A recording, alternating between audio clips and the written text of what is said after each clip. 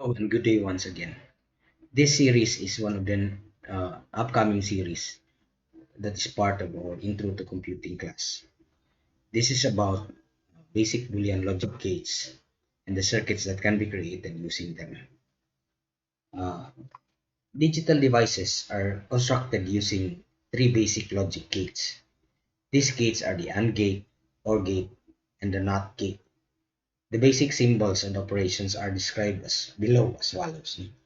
An AND gate is represented in a symbol using a curved rectangle where one end is curved and the other end is straight. The straight end indicates the inputs and the curved end indicates the output. The term A and B also can be used to signify Boolean multiplication such that we can write A and B as A dot B. In the symbol below, we have the result as A ANDed with B using the AND operation. The second logic gate is called the OR gate. Unlike the AND gate, which requires that all inputs must be true so that the output will be true, the OR gate requires that at least one of the inputs must be true so that the output will be true. Now, mathematically, OR gates, or rather the OR operation, can be written as A plus B because OR is equivalent to a Boolean plus. And the OR gate schematic symbol is like a pointed curved rectangle or curved AND gate, where one end is pointed and the other end is curved. In this case, the curved end signifies the input and the pointed end signifies the output. Sometimes the plus sign is used to signify the OR operation. So to repeat, in an OR operation, at least one of the inputs must be true in order for the output to be true. And for an AND gate, all inputs must be true before the output must be true. The third gate is called the NOT gate or the inverter. What it does is convert uh, 0 to 1 or true to false and false to true or 0 to 1 and 1 to 0. It's usually signified by a bubble. In an expression, we write it with a bar on top of the variables. It's not a way. Sometimes it's also written by a curly brace or curly symbol before the variable or the apostrophe after the variable. So there are other logic gates which can be formed from the basic gates. Basically, we have NAND gates. A NAND gate is an AND followed by a NOT, or it's signified as bar AB. Now, conversely, the output of a NAND gate will be high if any of its inputs are low because it is the NOT on an end. And an OR gate is also an OR followed by a NOT. So the OR is done first. The inputs of all NOR gates are low if or rather the output of the NOR gate is low if any of the inputs are high. It's the converse of it. So another special logic gate is the EOR or the XOR gate. It's like an OR gate with a double curved end in the input side.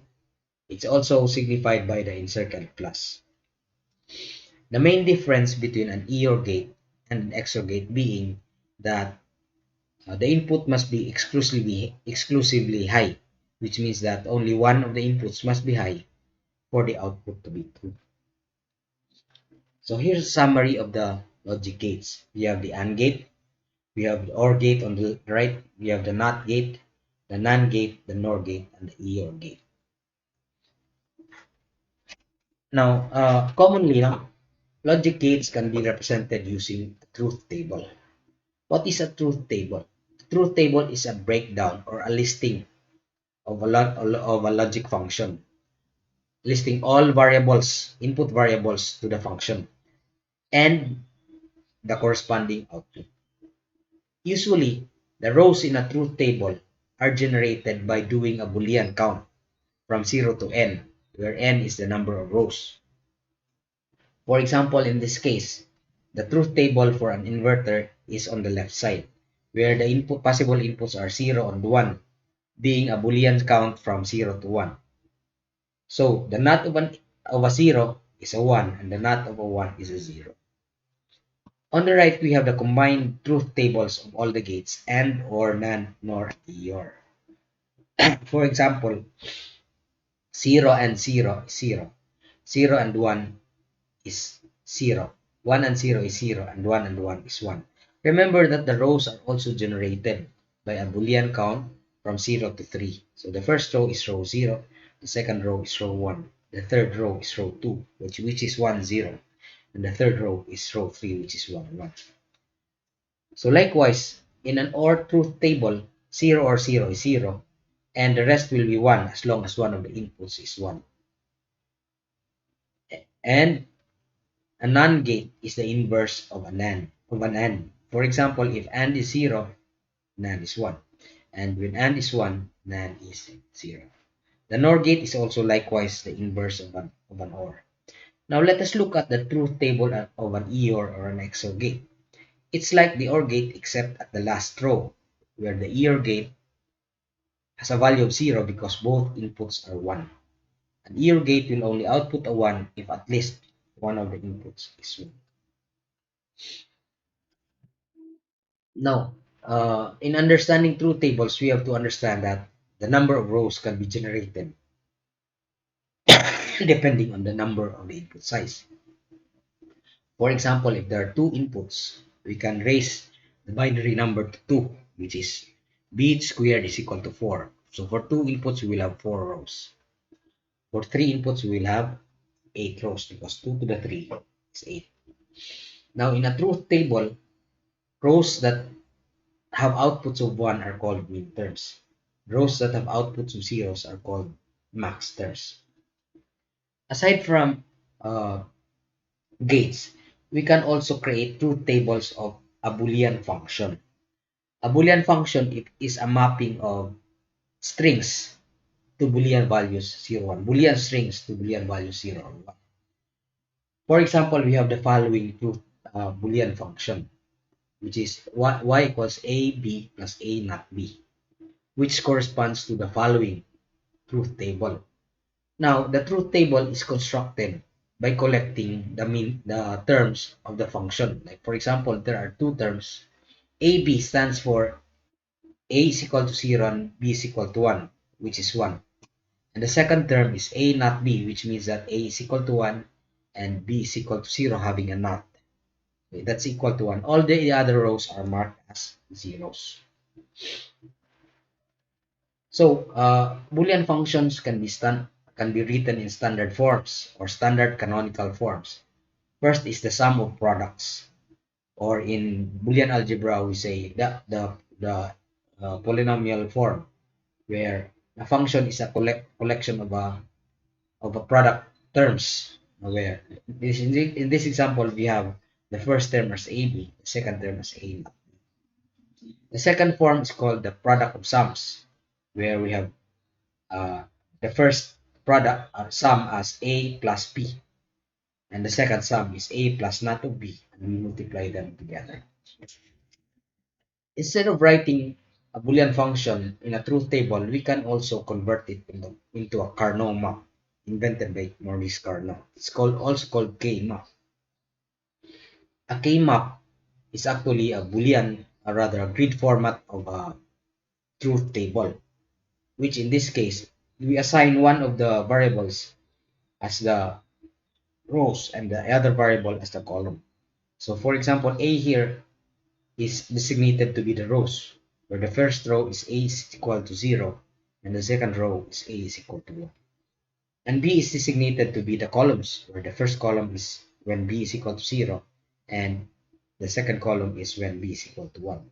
So we just transform the truth table to form the entries of the key. For example, the first term is A is equal to 1 and B is equal to 1. So this is the second row and the second column. And the second term is A is 1 and B is 0. So we have the second row and the first column. So this is it. And all the row entries of the K-map are marked as zeros. Now likewise, we can readily identify the minterms and the max terms, both in the truth table and the k-map. In the truth table, the minterms are those that result to 1, and the max terms are those that result to 0. In a truth table, the entries of 0 are the max terms, and the entries of 1 are the minterms. So for example, this is a summary of the minterms and the max terms of the table. So we sometimes write minterms as small m. So in this case, the first minterm is m2, small m2, which is a not b. And the second minterm is m3. When we say m2, we mean the second row, or rather row number 2 of the truth table. When you say m3, we refer to row number 3, the truth table. When we form the max terms, we write the inverse of the variables, which means that when a is equal to 0, the variable is a.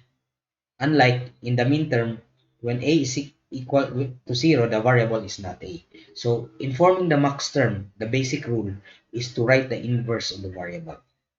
So the first max term, m0, being row 0 of the truth table, is a plus b because both a and b are zeros. The second max term is a plus not of b because a is 0 and b is 1. So the complemented form here is when the variable is true, the reverse of the term. So sometimes you write canonical forms as equations, like summation form. The summation form of a sum of products is y is equal to the summation of small m2 and small m3, which means that the row number 2 and row number 3 of the truth table. The product's sum can also be written as pi, product of sums, where we say y is equal to pi of capital M0 and M1, being row 0 of the truth table and row 1 of the truth table.